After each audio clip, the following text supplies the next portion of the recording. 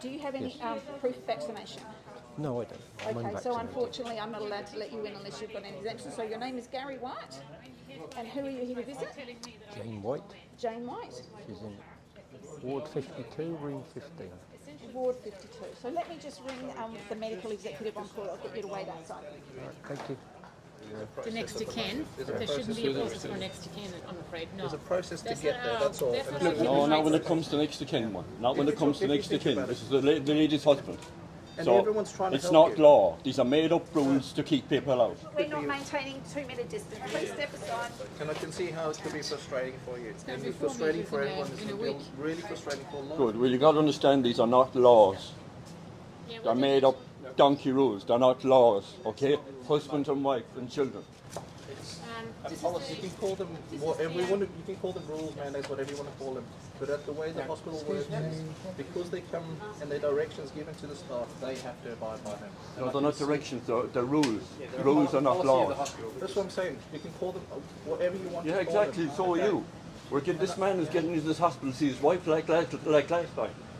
And the system's changed ever so slightly now. And what they're trying to do is they're just trying to put a process in place so you can get there.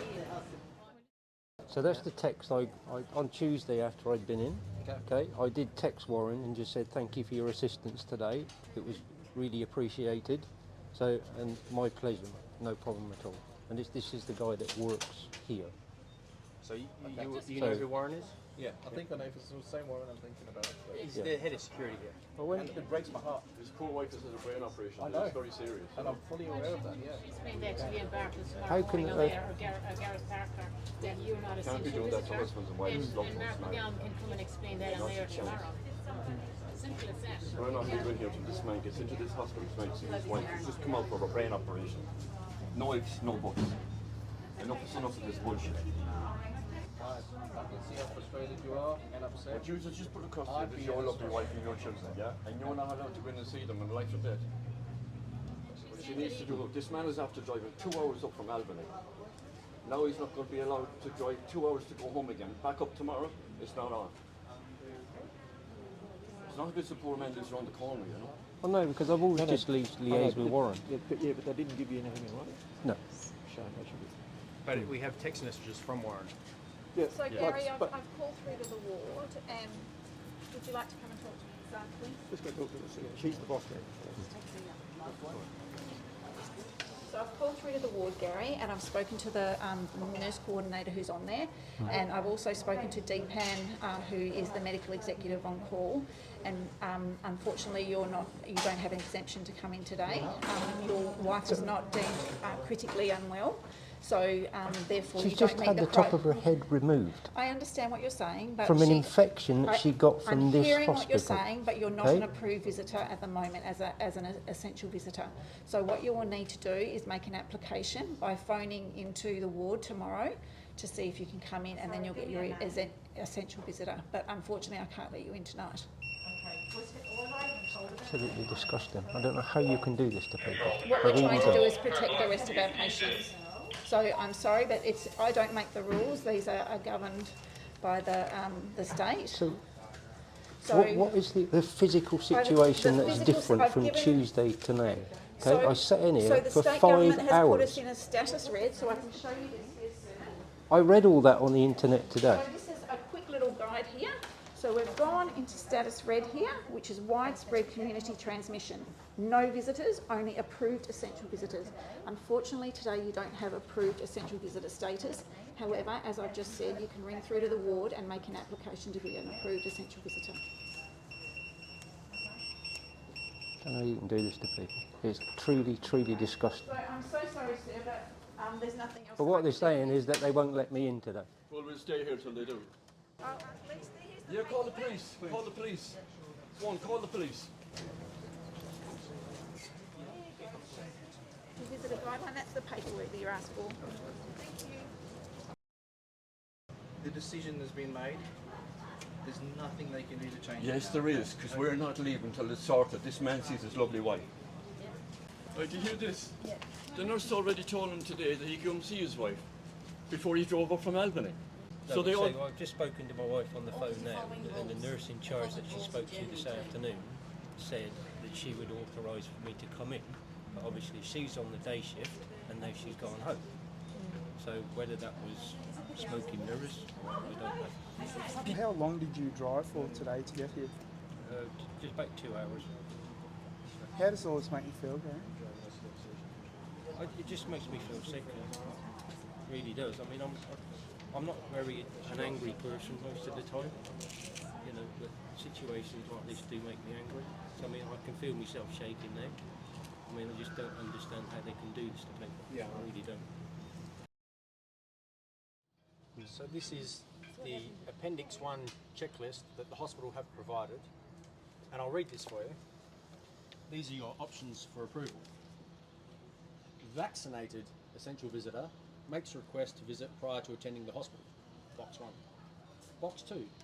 CNS/AH, CNS, which is clinical nurse and after hours clinical nurse, I believe, to provide approval if meets the requirement for EV. Alternatively, Box 3, escalate request to service co-director in hours or exec on call after hours if request outside of approval guideline.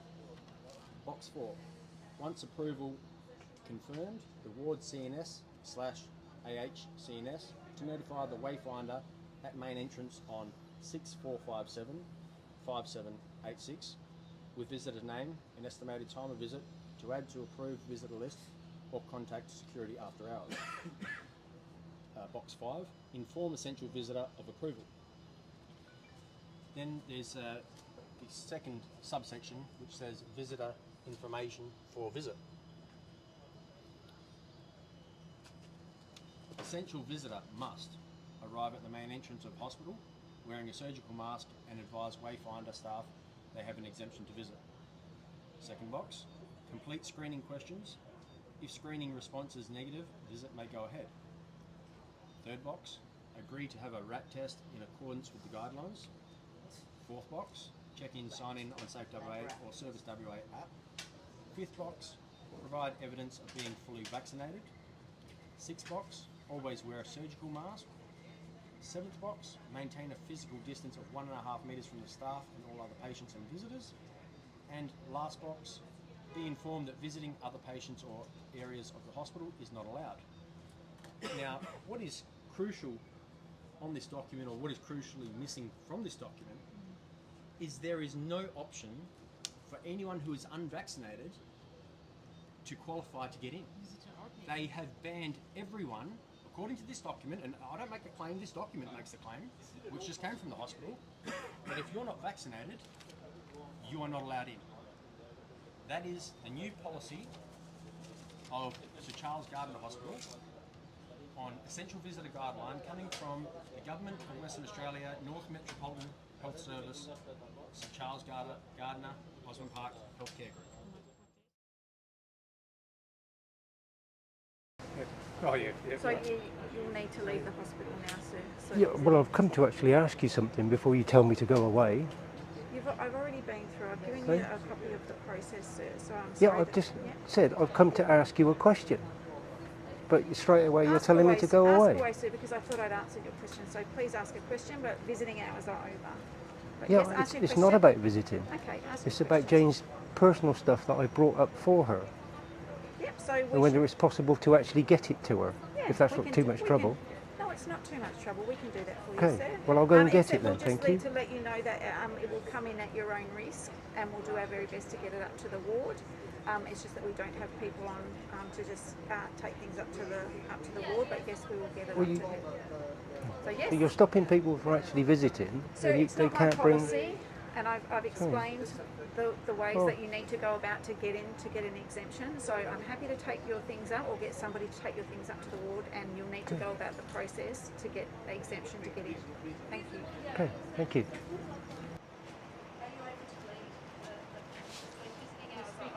We're not visiting anyone.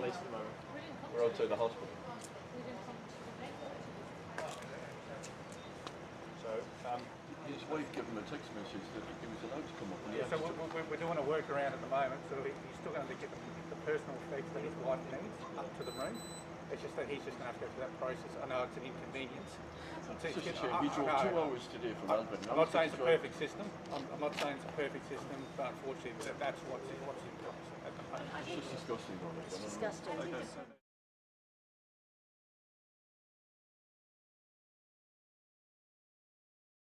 Thanks.